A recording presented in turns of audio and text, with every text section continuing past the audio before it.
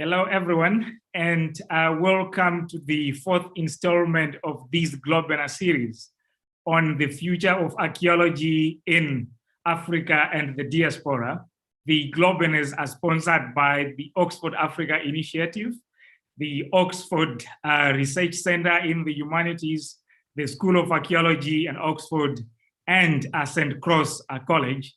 They are organized in partnership with the University of Cambridge, the University of Cape Town, Great Zimbabwe University, the Pan-African Congress for Prehistory and Related Studies, the Society for Black Archaeologists, the Society for Africanist Archaeologists, Sapiens, and the Panagren Foundation. Joining Paul Lane and myself in conversation is an exciting panel of leading scholars located in different parts of planet Earth.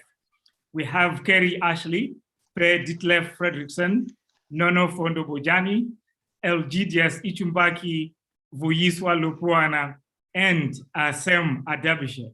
Welcome, colleagues, and very nice to have you here.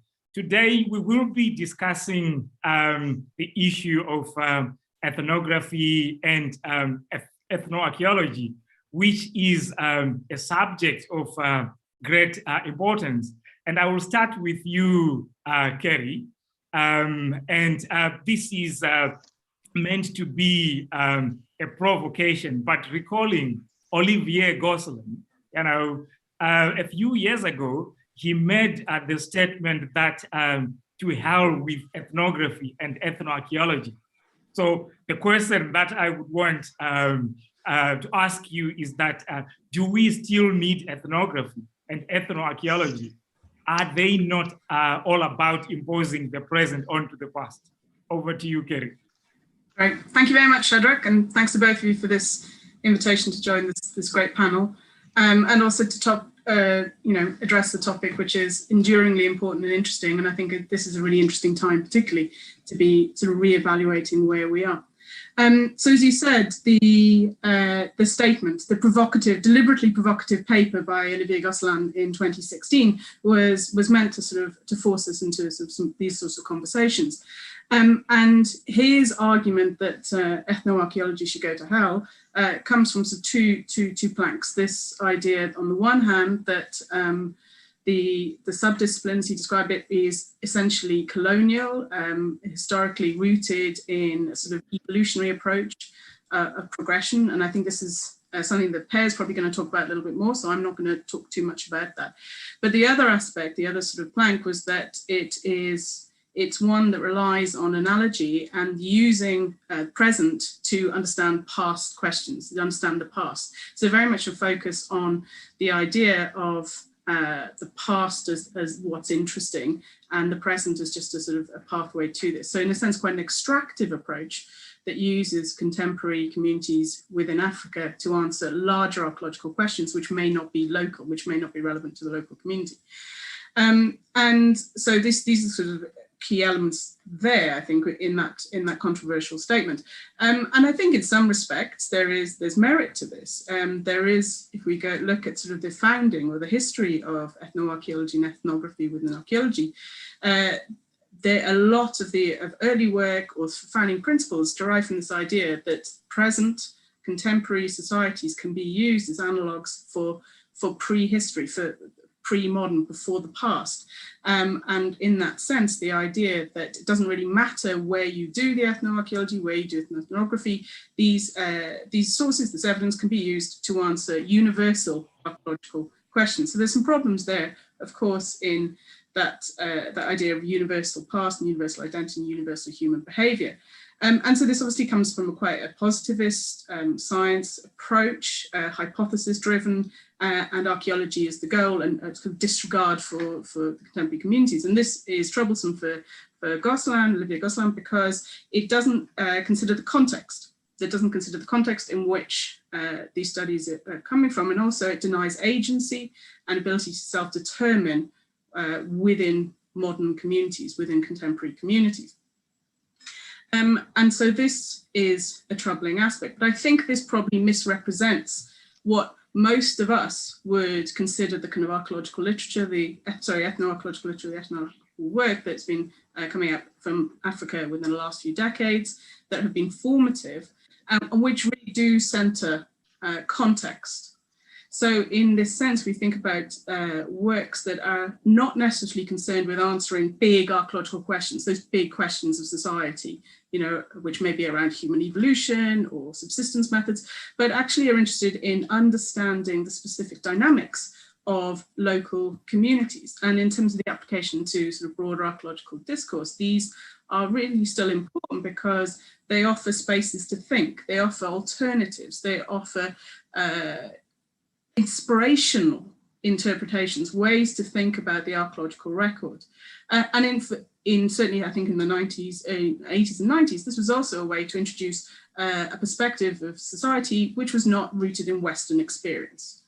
So there is still, I think, a lot of emphasis here, and you know, we can refute Gosselin's suggestion that this is not contextual, that this is not embedded within local communities, or recognizing the importance of particular experiences and the agency of these communities who are the subjects. But I think what's also become apparent in the last few decades, and I'm sure many of my colleagues on this panel are going to talk about this a little bit more, so I'll just briefly talk about, is this actually that there is new research, there's new work, there's new approaches that essentially are looking at the archaeologies of the modern world. And in this sense, the shift is here to looking at modern world through the lens of archaeology, the ways if we sort of by prioritizing and bringing forth our experience and understanding of material human engagements, we can actually bring new perspectives on the modern world, the modern contemporary past. And this, in a sense, is an important shift, I think, because it moves us away from that position of being, you know, where the present is being used for the sake of archaeology, to this situation where we're using archaeology in order to understand the present a little bit more. So I want to move finally to my own experiences with this. In the last few years, I've been running a program called Endangered Material Knowledge Program, which is really this sort of work, which is focusing on the contemporary world and the material engagements and the knowledge systems, the unique, the specific, the contextual knowledge systems that are required in order to make, maintain, and understand the material worlds that we live in globally.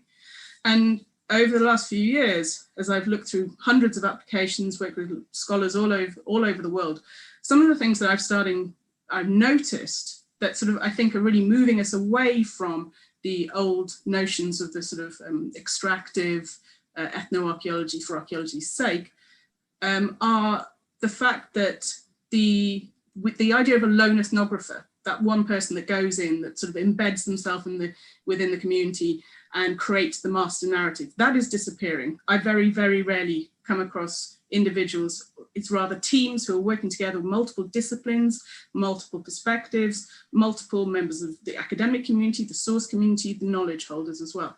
So the power dynamic is shifted there. But it's also evident that that power dynamic is shifting in terms of the questions that are being asked. No longer is the question being driven necessarily from the academics in the north who are saying, right, I want to answer this question, let me find a field site that will help me answer it. Rather now we are finding the questions are being deliberately chosen by the communities who are either leading the projects or working in collaborations with scholars. So the questions are being changed and they therefore are challenging the kind of notions of what are valid questions or bringing new questions to this. And finally, our focus is really about documentation. And we're seeing changes here as well in that there is a disempowering of the one singular ethnographer or ethnoarchaeologist voice through multiple different ways of documenting and recording the modern world, which allows multiple different voices, perspectives to come through. And this can be whether it's video, whether immersive technologies, whether it's orthoethnographies rather than the external ethnographer interlocutor relationship. So I think there is still scope, I think there is still potential, and sitting here with all these colleagues who are actively involved in this, I know that's true because I know the value of the work that they're doing now. So thank you. Oh, interesting that you are refusing to throw away the baby with the bathwater, but we will come back to that in the general discussion. So building on to the very important points raised by Kerry, Per, I have a question for you. And if I put it to you that ethnography and ethnoarchaeology are extractive and perpetuate colonial practices, how would you respond to that? And also, if I add that, how might ethnography and ethnoarchaeology be made to be less colonial and less extractive? Do you have any thoughts on that? Over to you, Ben. Many thanks for inviting me. And yes, I'll try. I hear that I will overlap with Kerry a bit here, but it's a deliberately provocative question. And for me, it's a crucial warning against pitfalls and reminds us of the troubled academic history we are dealing with here. Not least for me as a privileged white bearded European who sits in a university post in the global north. So the question for me is how ethnography and ethnoarchaeology should meet the long-standing critique for being extractive and perpetuate colonial practices. I have been highly skeptical about some versions of ethnoarchaeology to the extent that I actually did not use the term in my own PhD work, although I was relating to ethnoarchaeology all the time. I was troubled by questions like why study a specific context in the present to solve an issue somewhere else in the past, as Kerry also related to. Now, 10 to 15 years down the line, I'm actually more positive. An important reason for this is the kind of discussion we have here and the critical debates in recent years. Ethnoarchaeology has become more theoretical, and theoretical in a good way, because it has helped reveal an illusion created by modernity and colonialism that theoretical thinking is something that happens on campus and typically by someone like me, while fieldwork is about practice and routinely carrying out the collection of data. But as forcefully argued by Clapperton, Mavunga, and others, a better model for thinking and learning in African societies is that sharing and transmission of cultural knowledge, social practices happens while on the move in various landscapes, whether these are rural or urban. The mobile workshop, the African laboratory, if you will, that's where we should be theorizing. And taking critical African theory out in the field is to decolonize archaeological and ethnoarchaeological practice, to think with local communities instead of just about them. And it has been very inspiring to read the work of African scholars who engage in philosophical critique and so-called STS, science and technology studies, from a distinctly African perspective.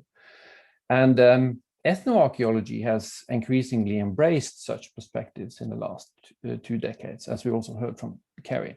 For example, we see it in questions of what notions like technology, innovation, urbanism mean from an African point of view.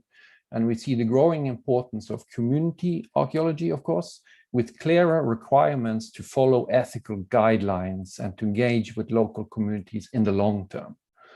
However, this project is far from complete. The future of ethnoarchaeology in Africa is deeply connected to the future of African archaeology more broadly.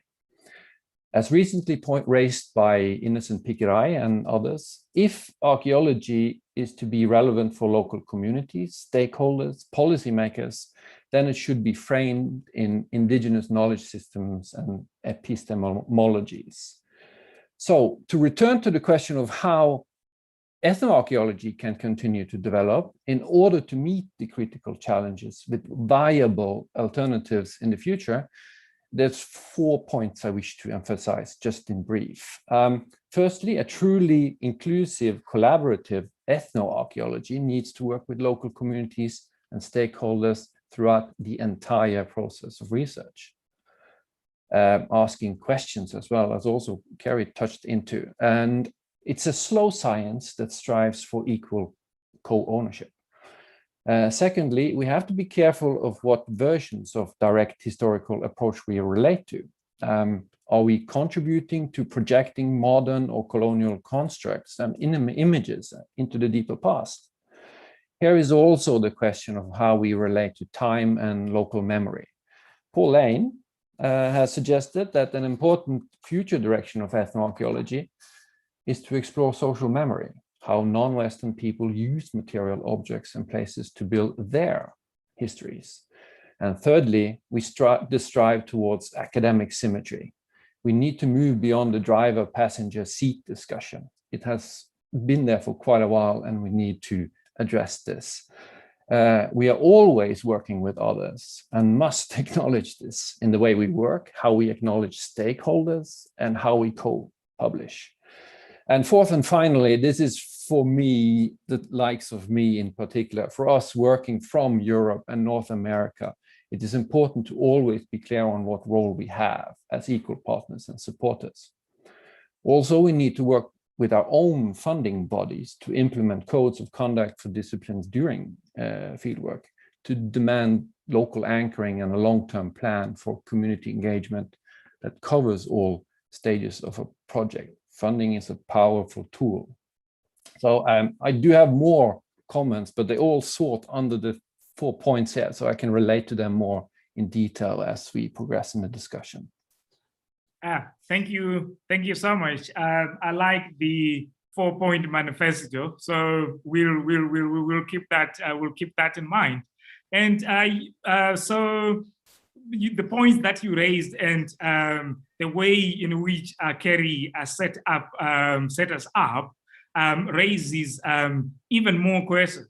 So, for example, we are all agreeing that ethnoarchaeology, ethnography, they are a vital part of our enterprise, of the discipline of archaeology. So maybe we need to think about what are some of the strategies that we might adopt to ensure that the situation improves. So, Nonofo, it would be good if you can share with us your thoughts in response to this provocation.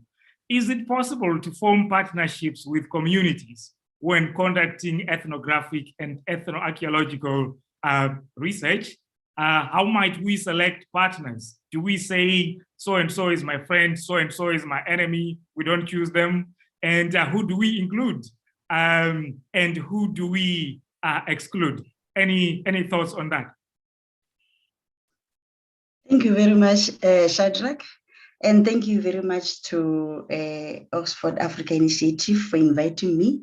I think mine is easier. It's just, I see it's just yes, yes, yes. I just have to answer with yes to all the questions. But on a more serious note, I think, yes, it is possible to form partnerships. But the issue will always be, how do we do that? Because agreeing on having to do it, we can all agree, but the issue is how do we then do it so that we get the results, so that we get to have the end product to it. So, and how do we choose the partners? That is another challenging issue. Is it always us going to the communities or stakeholders to say we have the knowledge? Or are we going to, at some point in time, expect them to be having some knowledge that we can gain from them? Because partnership is a two-way process. It's not a telling process, it's a two-way process. Once you put in the aspect of partner, you are probably starting to think that the other person also has something to contribute. So you should be in a position to say, okay, I've told you what I know, let me hear you out. What do you have? So until we get to the stage where we realize that knowledge, not one person, not one instrument has knowledge, a diverse array of instruments or people or communities have knowledge, then in that sense, we can get to the partnership level. Otherwise, we will still be stuck in the telling that I'm scientific, I'm this professional, I know you don't know. So I guess that one I've answered, that is it possible? But I want to also state that whereas it is possible, it comes with challenges, because there are certain issues that must be taken into consideration. The the fact that we are dealing with a discipline that is scientific, and you are coming in here as a metallurgist, you are very scientific, you want to gather knowledge, and you are looking at people who don't know, who you are presumably sometimes thinking they don't know anything. They don't know any lab work, they don't know, they can define things, they don't know chemistry. And that's where the challenge will be. I'm coming as a scientific professional. Do they know science? Can we relate? Can they talk to me? That's where the problem comes in. We are looking for that scientific information. And then also, as we look for that scientific information, the scientific discipline is looking for what, for where, when. It's looking for processes. And sometimes when we get there out to the community, we tend not to click, because I'm looking for these things and they don't seem to provide me with these things at the tip of a finger. I'm like, what are the processes behind this thing? And maybe they're answering me in a certain way that I'm thinking they don't know, whereas in actual fact, they know. So the key aspect of ethnography and ethnoarchaeology has come in to say we have gaps as archaeologists when we try to interpret the past. There are certain things that we are missing out, especially the processes behind the material culture that we're finding. How did it come to all up, patch up to be this?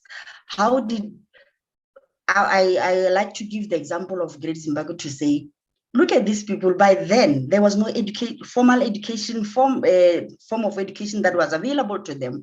Possibly they didn't do any architecture, they didn't do any physics, they didn't do anything. They managed to build structures that are still standing now. So when you go to them with an attitude as a scientific professional to say, I think they don't know, what can I possibly benefit from them? First of all, ask yourself, what is it that I should be looking for? Should I be looking for evidence that things happened in the past in a certain way? Once you get to that stage, then you start to appreciate the fact that ethnography and ethnoarchaeology can bring you something, because then you can learn from somebody the fact that a structure can stand, built by somebody who did not go to school. A structure can collapse sometimes, built by somebody who has gone to school and the other person who has not even gone to school. So it could be a matter of what to mix with what. So that aside, then I get to the issue of the challenge of us professionals sometimes not engaging the non-professionals also has to do with the fact that the definition of issues, sometimes we take for granted, we don't define things. Let's define knowledge. What is knowledge? What is science? When you say you mix starch with iodine, you get a blue-black color. You are saying that is science to you. You are in a laboratory. When do we get science out there in the community? When it's not written especially.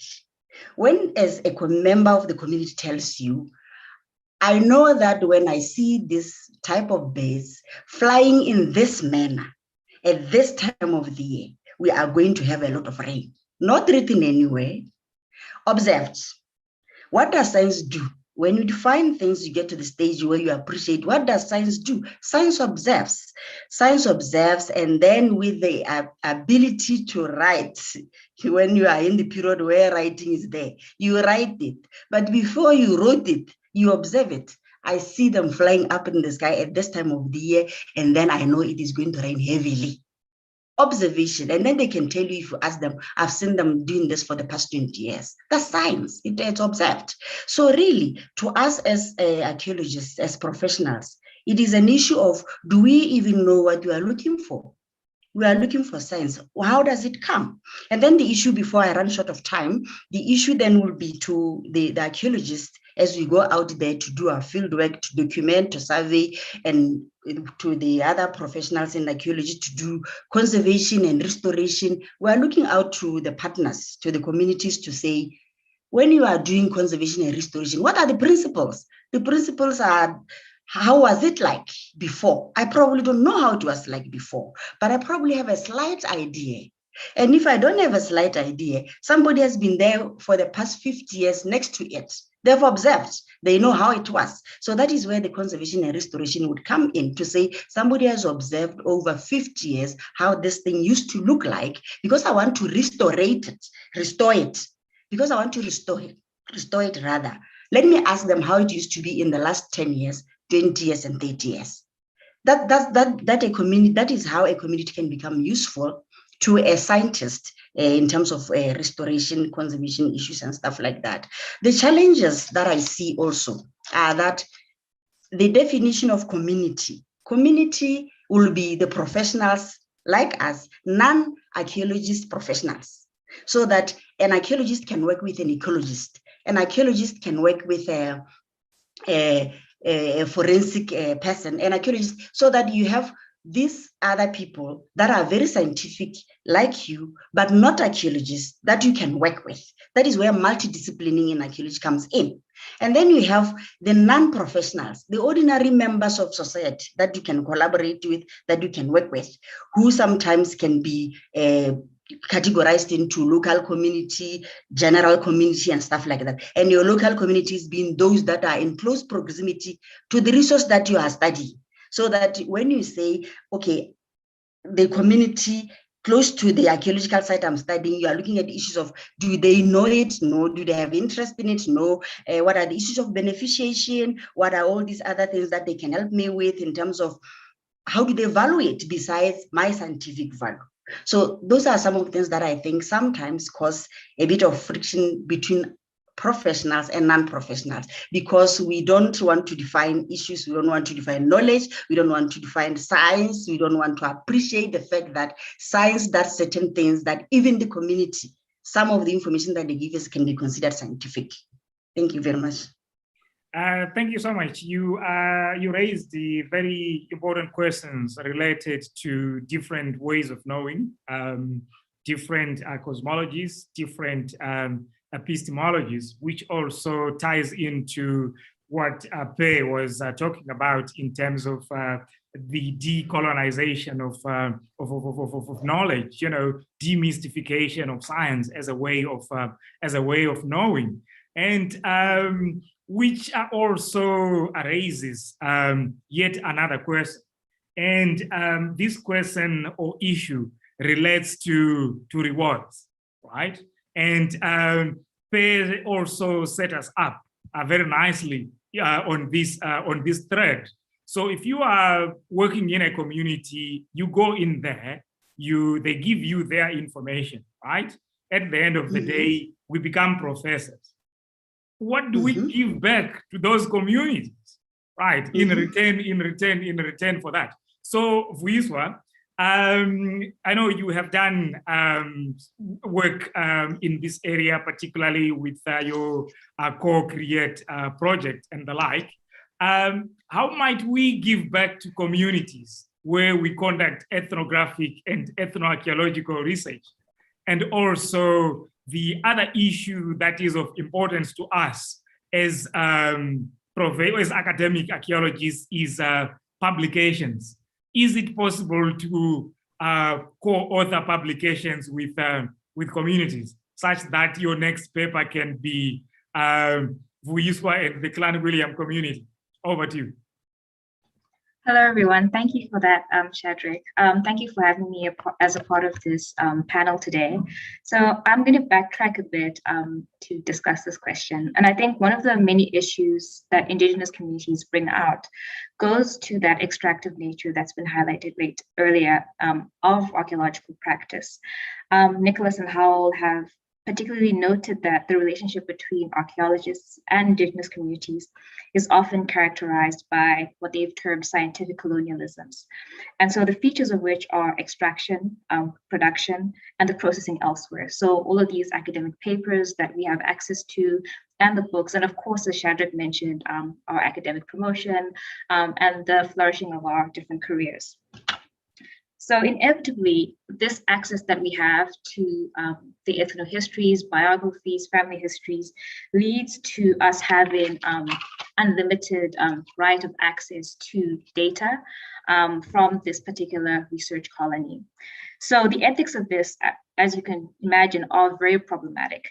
as they reproduced the power imbalances that were characteristic of the colonial era of archaeological practice. So these imbalances in research have been noted by a number of archaeologists, but have not been confronted. And for a lot of archaeologists, threatening the imbalances of research in many ways would then challenge us to think more ethically and to think about our scholarly privilege, intellectual property over the control and production of particular knowledge.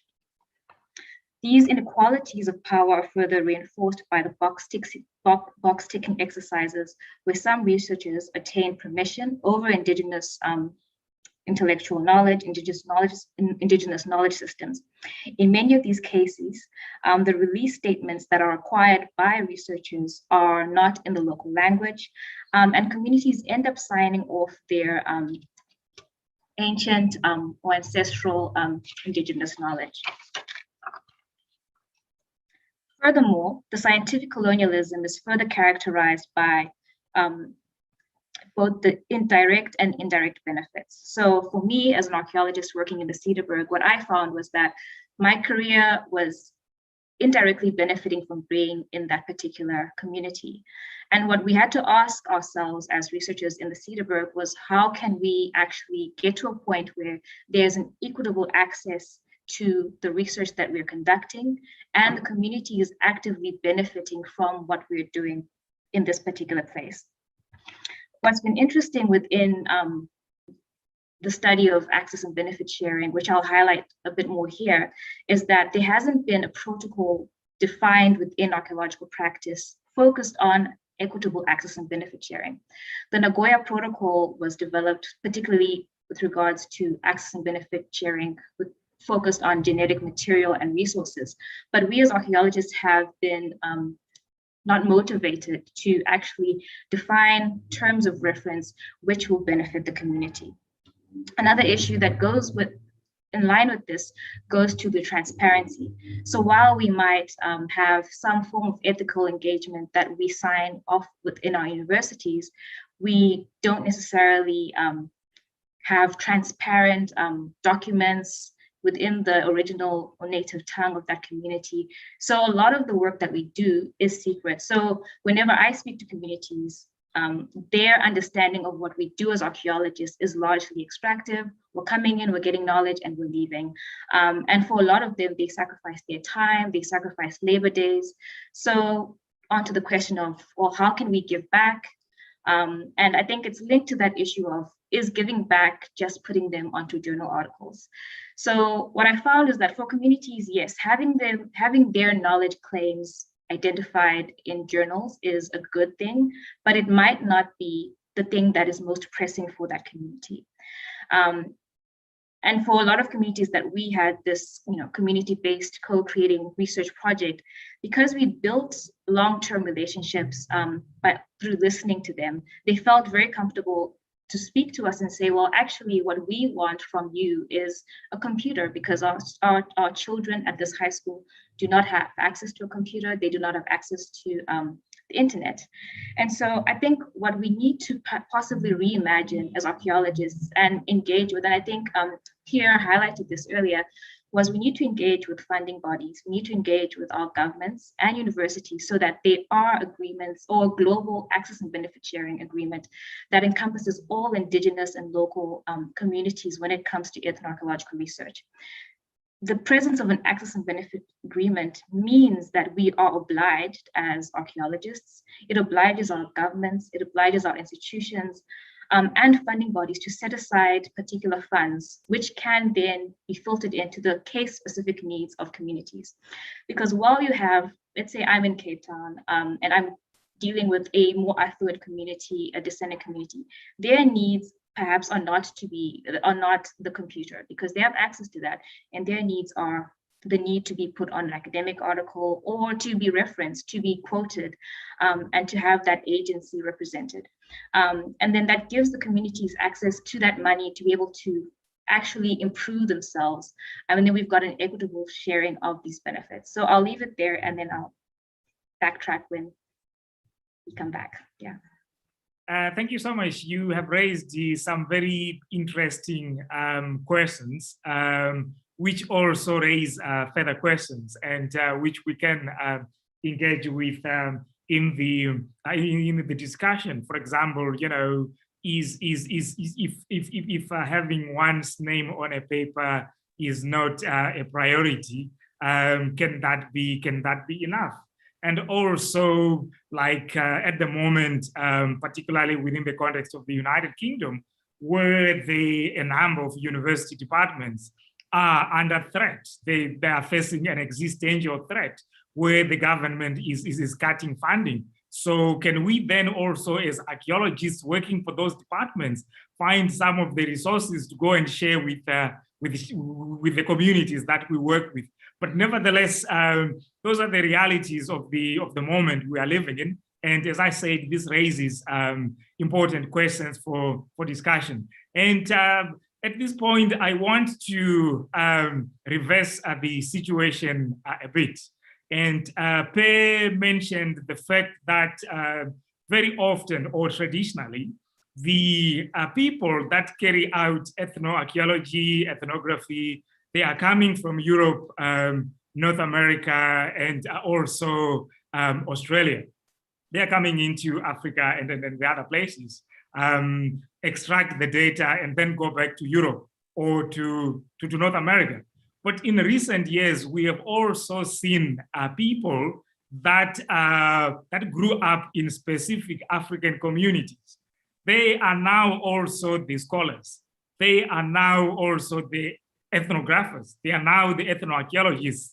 So the question that I have for you, Ichu, is that can you conduct ethnoarchaeology within your own community, right? And what are some of the challenges associated with that? Will they be the same as someone coming from Europe, someone coming from North America? Can you share with us your thoughts on that based on your experiences with Urituetu and other projects? Yeah, thanks very much, Shadrach and other members of the panel. I have really enjoyed listening to various contexts and all about. My answer to your question is both-sided. It is yes, and in one perspective, and no on the other perspective. I'll just begin by the yes perspective. When you are a member of the community and you have probably lived in that particular community for a long time, you have grown up in that particular community, you were born and raised in that community, you already know some ABCs or part of the ethnoarchaeology things you are investigating, you are knowing. So you are the first respondent, you are the first participant in that particular research, and therefore it gives you less pleasure to learn many of the things that you may need to start with in order to move forward with the other things. But as a member of the community, the trust from the members of the society is very high because they don't find you as a foreigner. They don't find you as somebody who has just come to rob their materials, to rob their history, and then go away within a very short period of time. And therefore, you are getting much information from the community.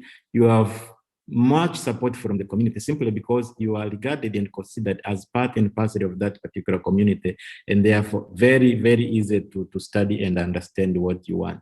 But being a member of the community and investigating various archaeological issues in that community, you build a passion which gives you more energy to investigate some of the narratives that you've been hearing since you were a kid. And therefore you are trying as much as possible to reconstruct the history, to uncover some of the issues that you have been hearing and reading and listening to your forefathers before you became an archaeologist also. And therefore the passion to understand more is really big compared to somebody who is coming from outside the community to come in and do the studies. Further, there is a very big respect to some of the sites that you might be approaching and some of the information that you might be seeking from the people, because you know the cultures and the don'ts and the do's of that particular community, and therefore you are much more positioned to understand and respect some of the sites, and therefore the whole issue of ethical consideration is extremely large compared to other members who might be coming from outside the community. The issue of language becomes very, very easy for you to try to communicate with the various groups in that particular member, and therefore you speak in the same language and you understand what is happening in that particular society. And this is very critical, especially when it comes to understanding some concepts which are unique and they have meanings beyond the meaning that you can hear and see from many people. I can give one example with my research along the coast of Tanzania regarding the spirituality of the people that they are doing very close to baobab trees. And so they're having names which they call these spiritual healers and spiritual practitioners. They are calling them fundi. This is a Swahili concept, fundi, F-U-N-D-I, fundi, which means a mechanic, somebody fixing things. So if you take this concept as a fundi on its own, you are saying like this person who is practicing spiritual healing is a fundi, is a mechanic, is somebody fixing things, fixing diseases. But there is an extra concept of fundi, which means somebody who has been raised within a perspective which has to respect various societies, various members of the group. And therefore, it's like somebody who has been well mentored to treat people and do things that are required by the community without disrespecting them. So there is a lot that you can do and benefit from doing research as part and parcel of that community. On the no question, there is a very big things that you may escape because of being a member of the society. And especially if you have been trained within the Western perspective, you have changed from the African way of thinking into a European and American perspective, you might be reluctant to expose some of the traditions and the cultures which may seem uncivilized within the Western perspective, and therefore you hide some of the issues, which might not be the case for the an archaeologist from the Western perspective, because you say this is something which I need to expose and make it known to the people in such kind of the related issues. Further, when you are part of the community, there are expectations that the communities you are dealing with, they want from you, and they consider you to be their own son, their own daughter, who should know their problems, who should be able to support. And the resources that you have is specifically limited for research, and it is not even sufficient to accomplish your research activity. So once you miss supporting these people, and this is the communities you are moving there and come back much more often, maybe you go there even 10 times a year, compared to somebody from Europe or America who is interacting with that community once, then demands becomes very less, and therefore you are safe. But if you're a member of the community, you really need to offer every now and then and keep on interacting with the society. Thanks very much. Thank you for sharing those insights, because I can see quite a number of very interesting and provocative questions coming through the chat, and keep them coming. But one of them relates to the issue of trust. How do we trust? How do we know that you are not making things up? But we will come back to it when we get to the general discussion. But this also sets us up for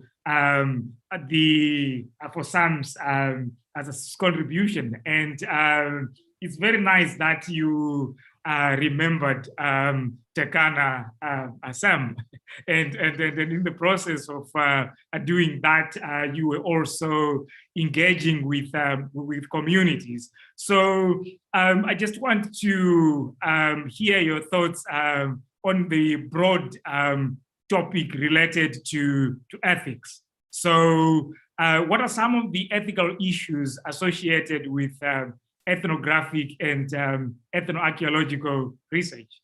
How might some of them be resolved? Any thoughts? I think that rightfully the question of ethics is never far away from any academic involvement with contemporary populations. And as many of the other panelists have said today, ethnoarchaeology and ethnography are one might say, additionally ethically fraught because of the colonial context of their origination. So undertaking either, there are obviously very real ethical risks that one has to grapple with. You could inadvertently exploit a person or an entire society. You could skew perceptions of a place by misrepresenting it. You could perpetuate colonial constructs. You could perpetuate various rhetorical or visual tropes that have stifled the region you work in for many years. So the risks are essentially endless, the ethical risks. And I think it's true that they shouldn't be taken lightly by anyone undertaking either ethnoarchaeological or ethnographic research. But I think it's also true for any discipline that seeks to make the human condition its fundamental focus. There is an essential value to human contact. There's an essential value to engaging with real human perspectives and real human experiences. And that's why I think ethnography has been so central to anthropological theory building over the decades. And in the same way, ethnoarchaeology has been central to theory building in archaeology over the decades, going back to paradigmatic shifts like the emergence of processualism with Binford's ethnoarchaeology, or post-processualism, which again was founded on ethnoarchaeological research. So I think that if we're going to continue trying to understand what it means to be human, we're going to have to continue grappling with these ethical issues.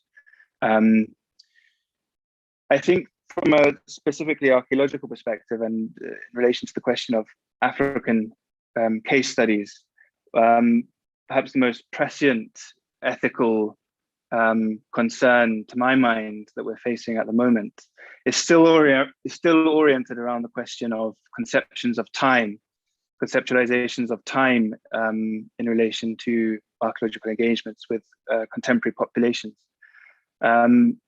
And so specifically, I think that there's the ethical concern is what's being missed out by the archaeological engagements with contemporary populations. So what I mean by that is that on the one hand, you have something like ethnoarchaeology, which, if one is to characterize it crudely, is undertaken in more remote context, undertaken in non-industrialized places, more rural places, and tends to be undertaken with the aim of understanding, as Kerry pointed out earlier on, other times, understanding archaeological questions, understanding past societies, rather than the society in which the work is carried out itself. And on the other hand, you have something like contemporary archaeology, which according to the precedent of the last few years in Africa, tends to be undertaken in more industrialized urban contexts, tends to deal with themes like modernity, like ruin or war or failed development. But in doing that, has done away with the analogy and is not interested in drawing information from these contemporary places to understand other times or other places, but is studying these themes as interesting and important as in their own right.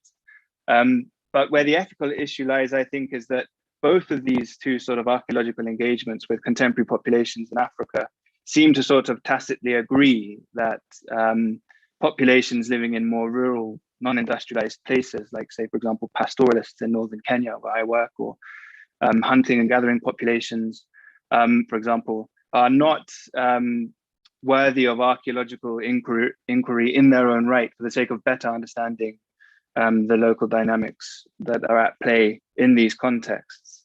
So to someone, contemporary archaeology might sort of envisage those regions as outside of the modernity, which encapsulates their form of inquiry. And ethnoarchaeology, very much on the same page, might perhaps be more interested in undertaking work in those contexts to understand other times and other places. So I think there are missed opportunities here for an archaeological mindset to be applied in the sorts of contexts where we might traditionally expect something like ethnoarchaeology to be undertaken, but for the sake of understanding sort of key socioeconomic and political issues in those regions themselves, and as a way of grappling with the concerns that are high up on the agendas of the local communities. So that's probably the answer to the second half of my answer to the second half of the question.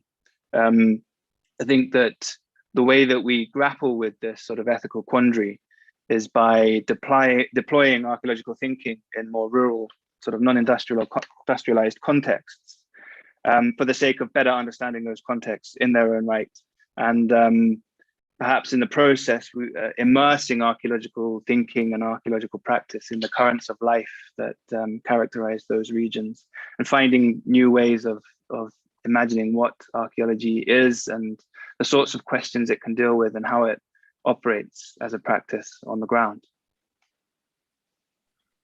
Thank you. Thank you so much. Yeah, very, very, very rich discussion, which there are some questions that are related to that, and we will pick up on some of the threads that you have mentioned. But Paul, could you please share with us some of the main issues that were raised by the panel as a way towards taking up the questions from the audience? Over to you, Paul. Yeah, thank you very much, and thank you to all of the panelists for your very stimulating and important insights and observations. In many respects, I think that you're all very much on the same page, but approach the issues from slightly different directions and perspectives, which is entirely what we were hoping for from the panel. Obviously, an issue that has come up in a number of presentations is on the nature of analogy and how analogies are generated, and whether or not we can ever escape, not just escape the use of analogy in archaeology, we can't, but whether we can escape using the present of a particular present, if you like, to construct those analogies.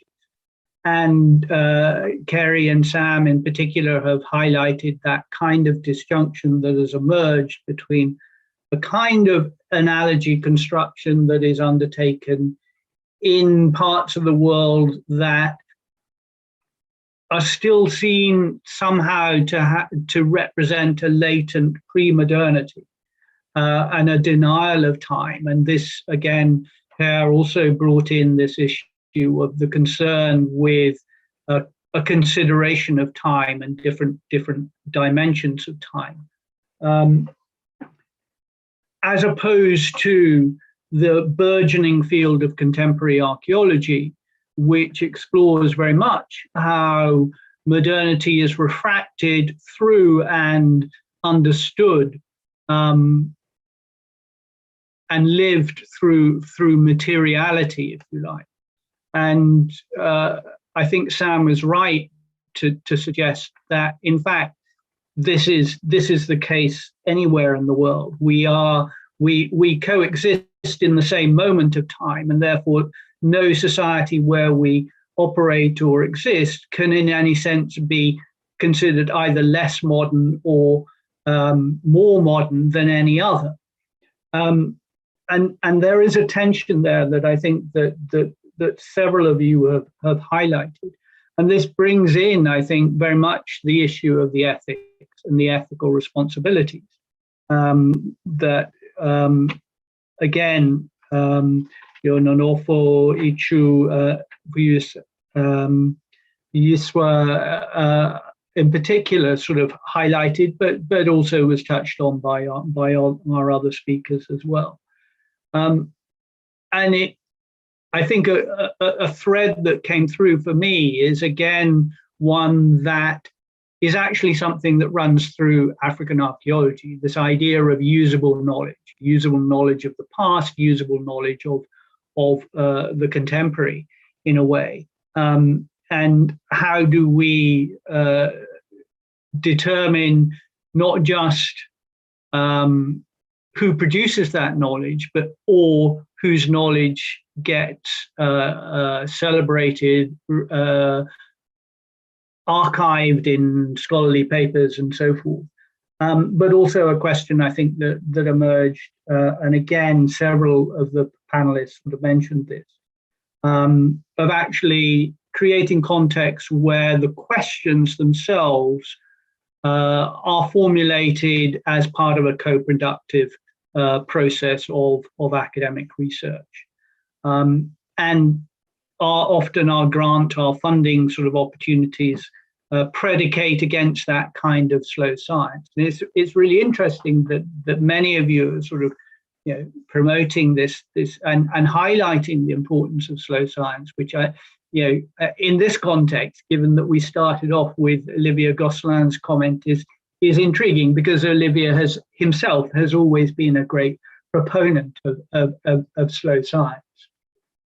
I was left with a sort of a question as to whether or not we are also missing another issue, especially with regards to ethnoarchaeology, in the sense that archaeology itself is a very broad church, and the sort of nature of analogies and the kinds of analogies that archaeologists working in different time periods draw on are very different.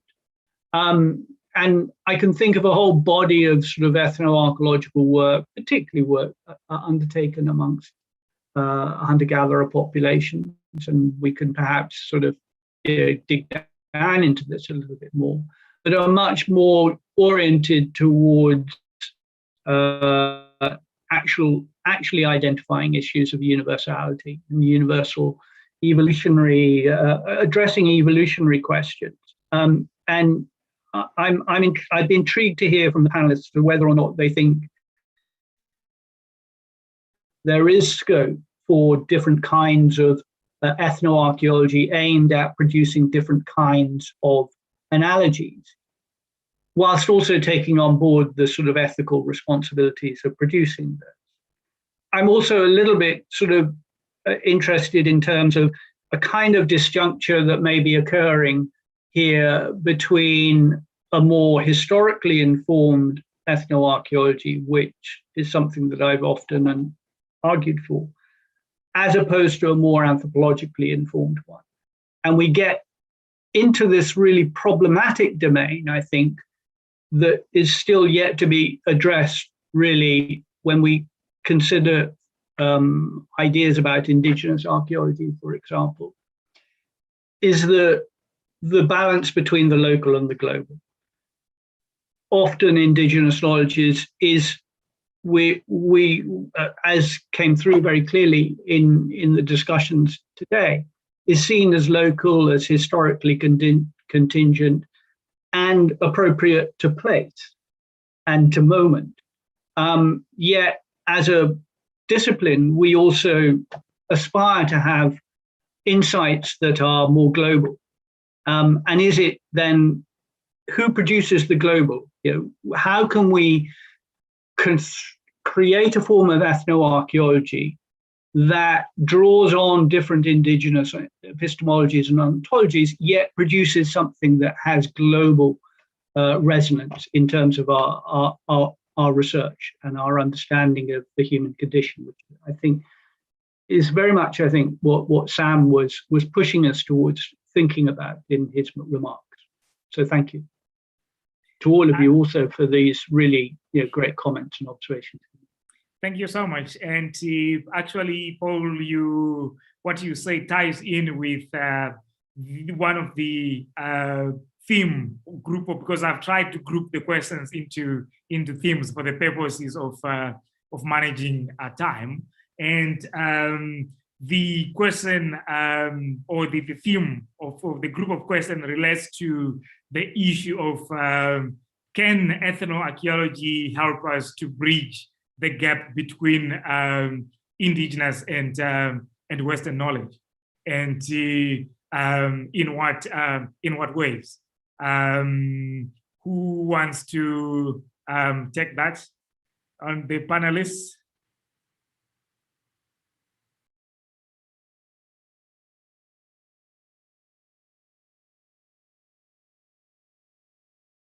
Any takers?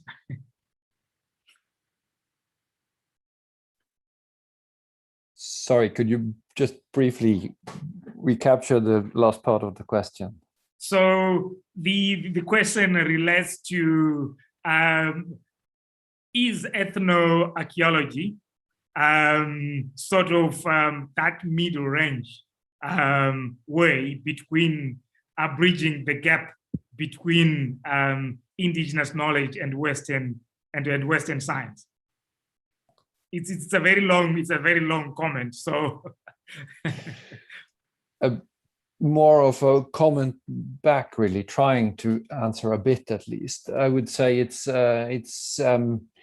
remarkably resilient, and something I wanted to comment earlier also is that it's remarkably resilient what we actually do in terms of ethnoarchaeology and how it resembles archaeology from the very beginning of its, when the big discipline started in the three period system in Denmark in the 1850s or mid 19th century, when it was about material culture, classification of material culture, and it was about architecture.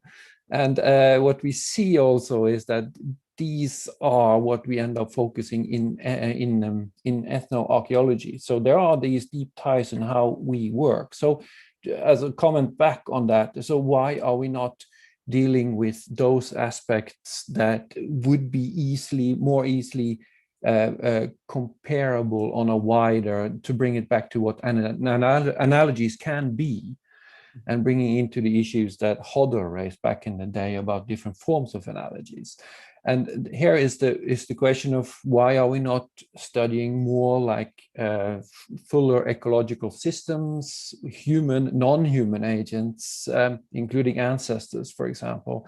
So we yet have a lot ground to cover literally by expanding from these categories that we are captured by in terms of opening up. So that would actually be easier to compare also, because we're talking about systems that could also be several groups interacting, and then it would be a discussion of how do you compare between different interaction systems, for example, and just lifting it that way and actually pinpointing what we're studying would be, I would be much more comfortable by doing these kinds of more global comparisons if we bring ecology into the picture, for example. Okay, thank you so much for that. And the next question relates to the issue of incentives. So incentivizing the communities that we work with, which might also raise some ethical questions. If you are paying communities, you know, to get knowledge from them, the question then becomes, is it ethical? How do you know they are not exaggerating things, and so on? But how many funders respond to funding asks towards things that are being used to compensate communities of research? Is there a struggle getting them to fund resource transfers back to the communities? So that's related to the point that most of us have raised, that when we apply for the ERC grants, often we say we want 4 postdocs, 5 postdocs, whatever it is, and I want to pay, by time of teaching and the like. But can the ERC, for example, take requests to say, I want 50,000 euros just to pay the village that I work in? I work with in Tekana, and are there any challenges? So that is the thrust of this group of questions. Kerry, can I put you? Oh, sorry. Go ahead, Sam. No, I was just going to say a short sort of comment on that. I think that's a very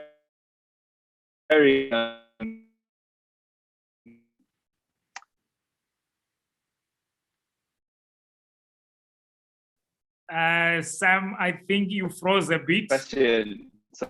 question. Sam? Sam, would you please start back to maybe 1 or 2 seconds before?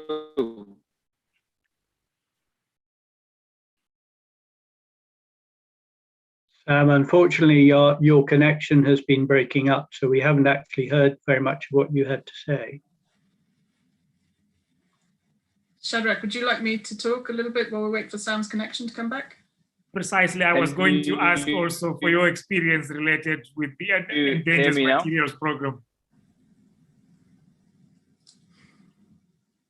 Okay, so thanks, Shadrach. I've over the last few years had the direct experience of being on the funder side of the desk, and it is, I think, a challenge. And I think this is something that needs to be looked at. I mean, I work with a relatively small funding program, so we have that sort of space for a bit of variability, and that's something that's really important to the sort of ethos. But I think maybe this also comes back maybe slightly to the sort of the previous question, or that idea around the sort of how to bridge, or the dichotomy of scientific knowledge in the West versus traditional knowledge or indigenous knowledge systems. And it's about changing a value system, I think, where we're recognizing specialism, we're recognizing expertise, we're recognizing that this lies within the community of potters, or the community that we're working of hunters, whatever it may be, which is something that is very difficult to align with the sort of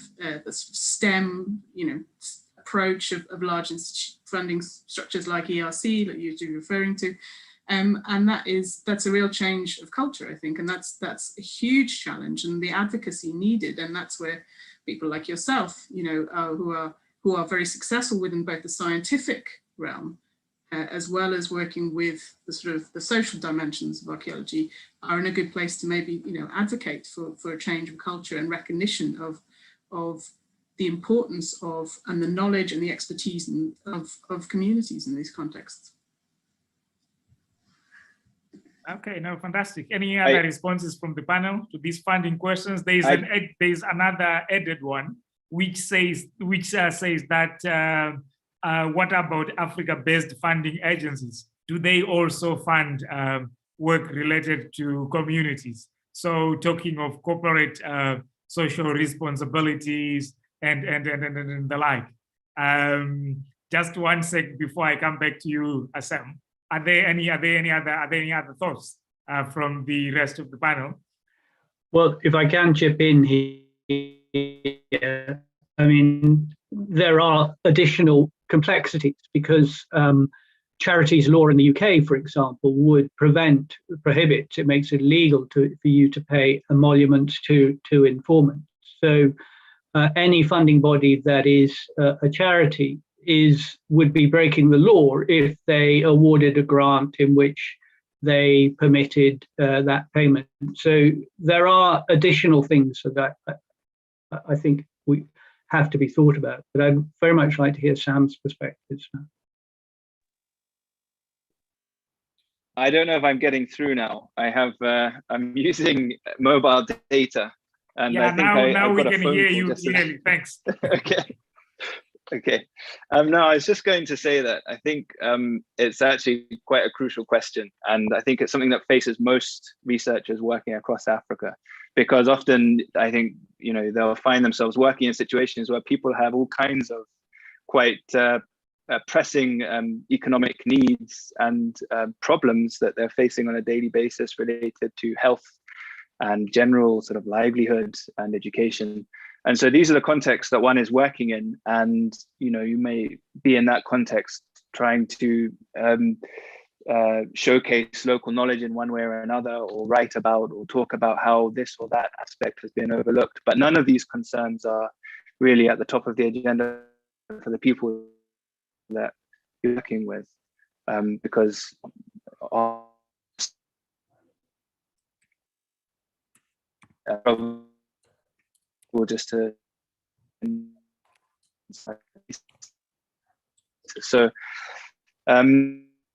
there is additional complex search participation, which is possible, not allowed, and even if it was, it's difficult to sort of justify, it sort of becomes almost affecting the quality of data that you're collecting in the process.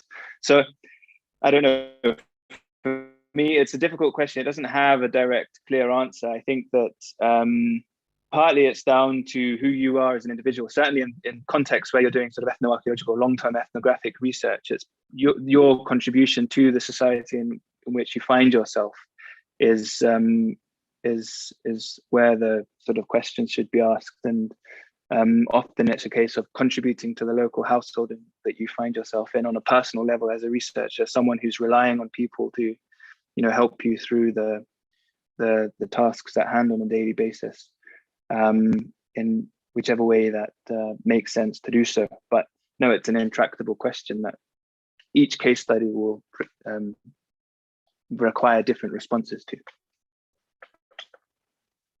Thanks so much. Certainly the rituals that you did with the data worked this time, because we could hear you. Ichu, you want to come in?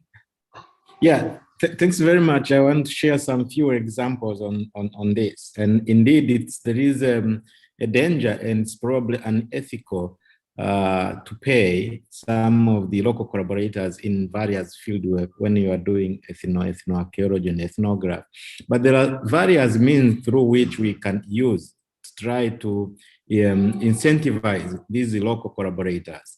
In West Africa, I think there is this cultural bank programs, which is really working very, very nicely, supporting people in different contexts, and they are getting some income. In Tanzania, what we have been trying to do is work collaboratively with various members of the community so that they become part and parcel of the research team. They are collaborating among themselves, they're interviewing people, they are gathering some of the information as collaborators and not as assistants or casual laborers as it is done in different perspectives.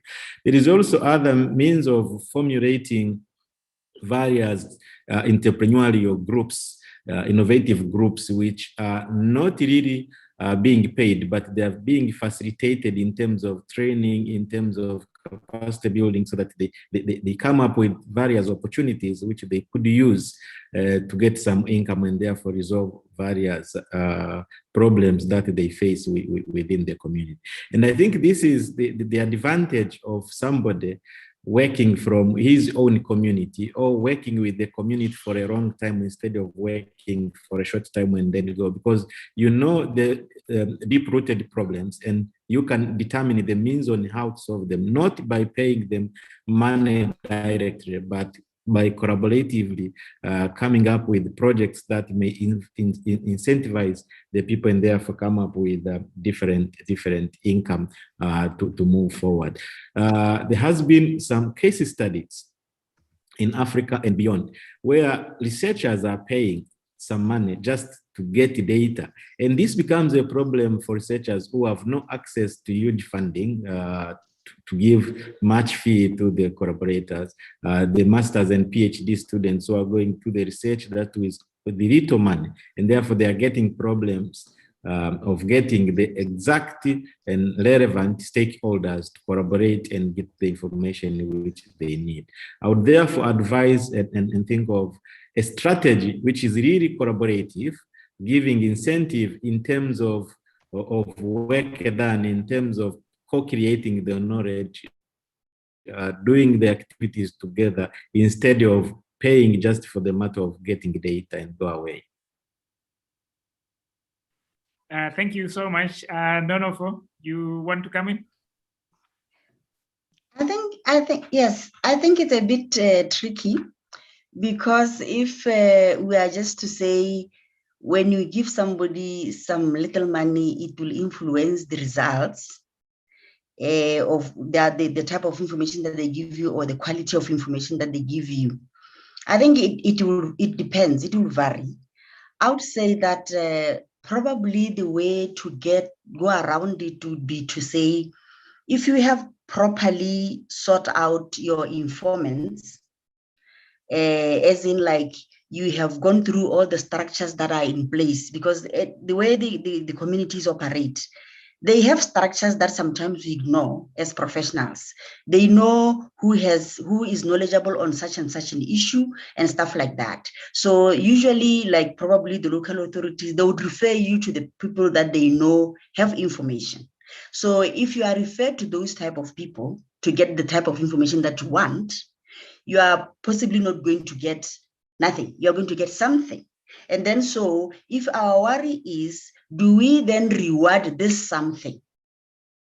Because we should be clear on what is our worry. Is our worry on should we pay? Or is our worry on are we going to get something good? But if we are agreeable on that, we are going to get something good, definitely, provided we followed all the structures and we know we are going to get the information that we probably wanted or we maybe think is not relevant at the end of the day. Then the issue of if we should pay should come in. Somebody's there. A lot of them, they do research. They don't carry pen and paper around like us. When they go to their grandfather to ask about something, and the knowledge is transferred to them from one generation to the other, they are doing research, they are at work. So they are not just sitting there at home not doing anything. So they are taking a journey to go to their grandfather to ask, grandfather, did you used to iron smelt? Yes, we did. How did you do it? So why can't we give them some honorarium? If they manage to go research about that, then you find them 50 years down the line, they were not involved in the smelting, but they did research on it. You are there, Shadrach, you do research, you are given an honorarium. Why can't we take it that way? That it's a reward for somebody has done research. They were not carrying any pen and paper like me and you, but they did some research. They went to their great-grandfather, they asked, and now they are knowledgeable. And we can harness the knowledge that they have 20, 30 years down the line, even though they were not the direct participants. And they are still able to tell you because they did what research. So why can't we acknowledge and reward that the fact that they did some research, they are informants.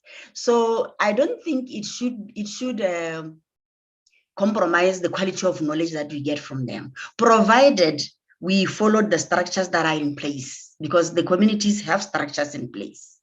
If we do it professionally, it should be fine. Okay, that's very interesting and also quite enriching, because at the end of the day, I'm sure those communities, some of those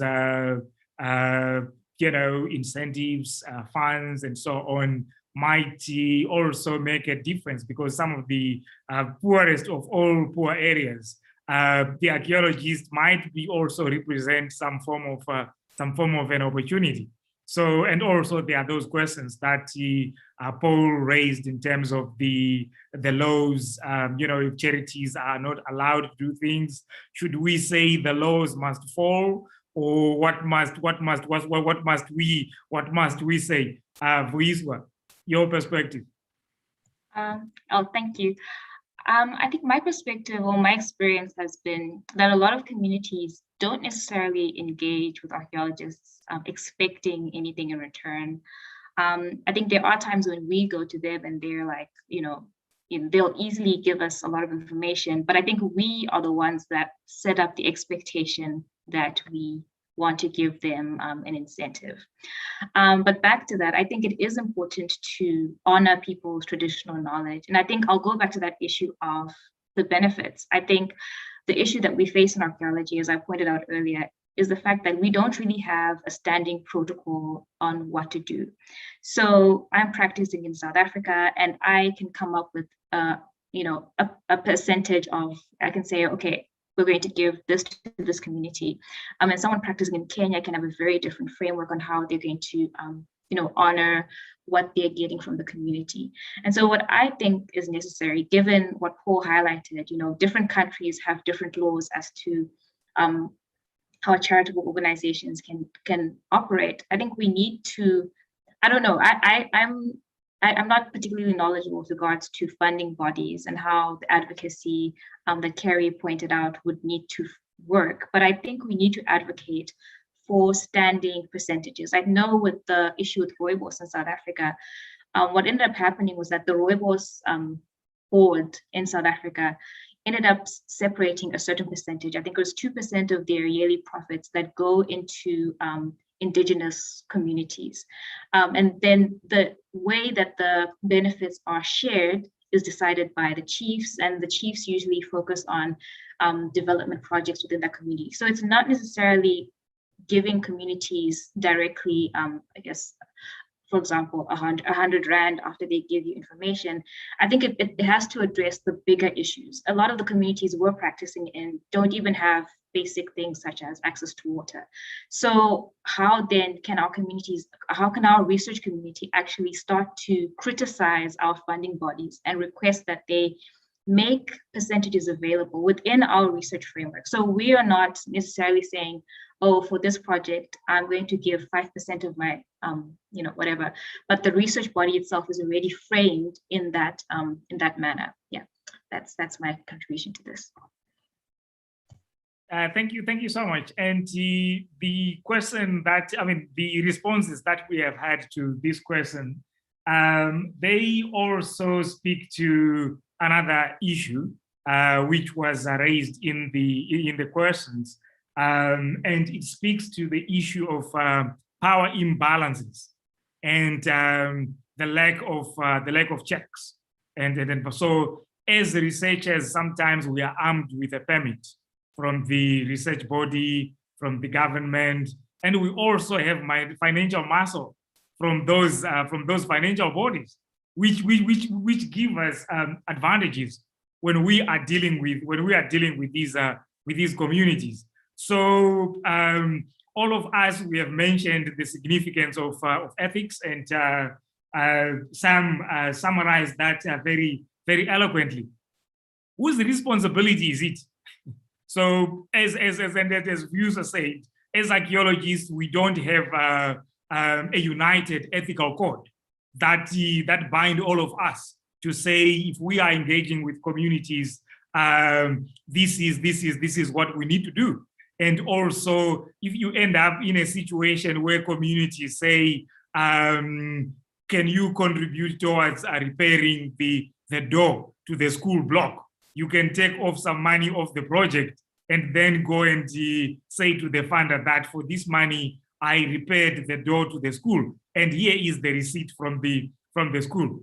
What do we do about these ethics? Do we just talk about them every time that we have no ethics and so on? What might be the role of the professional organizations where we belong?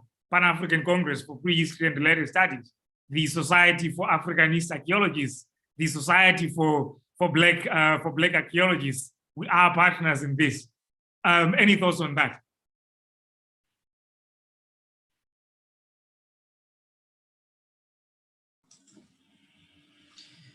I don't think I have. Oh, sorry. No, go ahead. I don't think I don't know if I'll be answering to it, but I like the comment that Vusa made, that they are not always wanting to be paid or to be given something or something to be done for them. It's probably here and there that you'll get that sort of expectation, but on average or more than average, you have people who are there, who are willing to share the knowledge that they have, who are willing to tell you how they see things without necessarily expecting anything in return.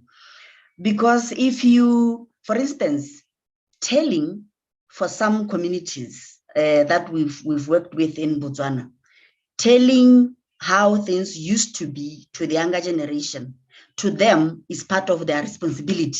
It is their culture. They have to do it. So that will explain why they are probably not expecting any payment. So rather it is us who sometimes portray that picture that we are coming very moneyed and we will give them. But otherwise, to them, when they were doing the definitions of what they think of culture, part of those things that they defined or that they stated is that they have a responsibility to transfer the knowledge that they have about the past to the younger generation. So you are getting there, you are finding somebody who's doing their work, who is doing their responsibility, who is busy doing their culture of telling, of transferring the knowledge from them to the younger generation. And you are thinking, oh, I must pay them. No, they do it even in your absence, by the way, to the younger generation, to their youngsters. They do it, and nobody pays them for that. But if they realize that you look like you are very moneyed, yes, they can, oh, okay, why not make use of it? So it will differ, I think. Some said it will differ from project to project, from nation to nation, probably. But generally, I think we have to approach this situation as we are having people there that we could work with, who have knowledge, some of which we probably don't consider to be scientific, some of which probably scientific, but there is some sort of knowledge out there, which one day, if we have defined, we will have common ground on which to work. Thank you. Thanks so much for that. I'm told that we are left with 5 minutes. But the point that I was going to make, which is controversial, and I'll be the first person to accept that, is that doesn't that take us to that dark side of colonial archaeology, ethnoarchaeology, where these natives, they don't deserve to be compensated. We can go and get the knowledge. They were doing it all the time. How do we get that against that? But that's just me and that. So I'm leaving it as food for thought. Paul, do you have any closing comments, remarks? No, I think this has been a really fascinating discussion. I mean, I still feel that actually that there is enormous promise of a kind of ethnoarchaeology that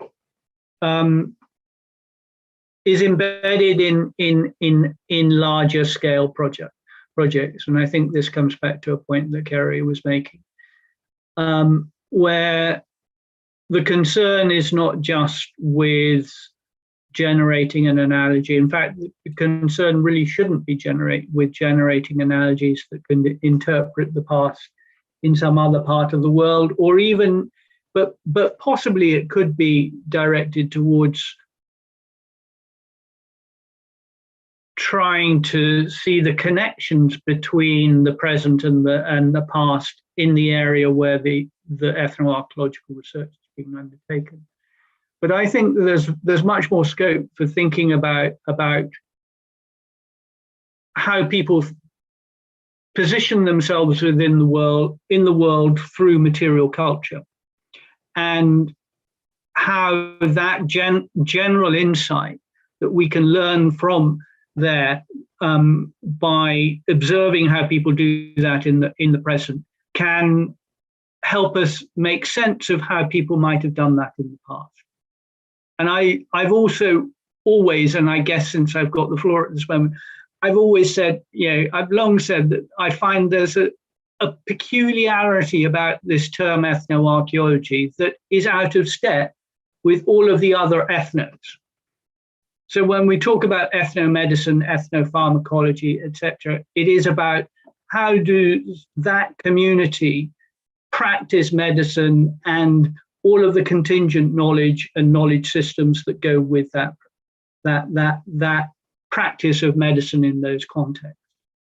We don't do that in terms of archaeology, and yet we have a desperate need to understand how people have used materiality to construct their own histories. And it seems to me that there is an enormously missed opportunity, and it would enrich our heritage professions and heritage management approaches if we had that a much wider global perspective on these issues, because I think we would see some commonalities that speak to the human condition. Thank you so much. And with that, allow me to thank you all the panelists for this very enriching discussion. The comments are quite glowing. The audience is very grateful for sharing your insights, and you will be able to see them if you log into the YouTube channel later. But at this point, or in closing, let me end by thanking the Oxford Africa Initiative for hosting us. And just to remind the audience that if you have a moment, can you log into the website of the Oxford Africa Initiative? They have opportunities for fellowships. They also have a database of researchers if you want to develop collaborations with Oxford-based researchers. If you are graduate students, check with St. Cross College, and also the School of Archaeology has a number of opportunities for you. The next Globinar is going to continue with the issues that were raised by this one. It is going to be dedicated to the issues around fieldwork and excavations. How do we deal with that? We will come back to you with the exact details. We need to just ensure that our scheduling does not conflict with the forthcoming SAFA conference scheduled for August. But we will provide the information. And thank you for being with us today. Have a very restful weekend. From myself, Paul, the other organizers, and the panelists. Bye-bye.